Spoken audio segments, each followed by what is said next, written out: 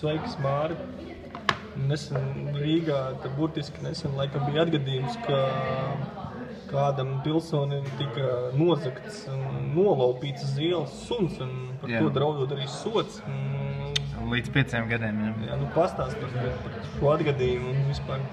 Nu, šeit īstenībā jāskat tiesu sistēma kopumā, ja, un sabiedrības attieksme pret viņu, jo daudz dzirdēts, ja, ir, ka cilvēks nozog, nu, kur parasti saka, ja, ka tur zīmoli vai vēl kaut ko, ja, viņi tur ieliek uz 5 vai 15 gadiem, vai šajā gadījumā suni, ja, grupā piedāvā nevis nozaga, bet nolaupīja, iesitot pa seju saimniekam, un arī dabū 5 gadus, ja, un ir cilvēki, kas nozog miljonus, un dažreiz pat dabū nosacītu sodu, vai arī tos pašus, ja, kaut kādus 5 gadus, un it kā liekas, ka nav taisnīgi, bet es teikšu, ka ir taisnīgi, un varbūt, ka pat vēl varētu būt dramatiskāk tā atšķirība, jo nu, cilvēks, kurš nozog miljonu, nu, mēs viņu saprotam.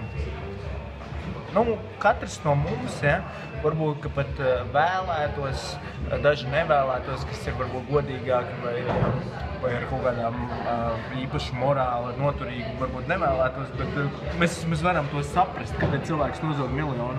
Bet, ja cilvēks nolaupa, piedāvā nodarot miesas bojājumus saimniekam suni, tad, nu, ir jāatzīst, ka šis cilvēks ir debils un īstenībā ļoti bīstams. Nu, šie cilvēki, jo tas tika veikts grupā. Un viņus pat īstenībā varētu ieslodzīt uz mūžu, ja, un tas pat varbūt nav jāuzskata kā sots, bet, nu, kā izolēšana, kādreiz sūtīja uz Austrāliju, tagad sūta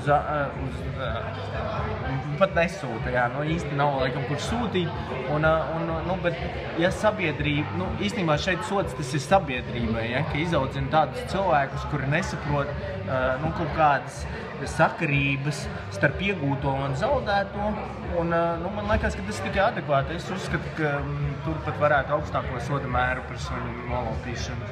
Nu, ne soda, bet tā kā izolēšana no sabiedrības, un ja cilvēks nozog miljonu, jā, viņu var sodīt, bet varbūt pat ne ar cietumsodu, bet, nu, tur nēstāt cepurīti rozā krāsā vai kaut ko tādu.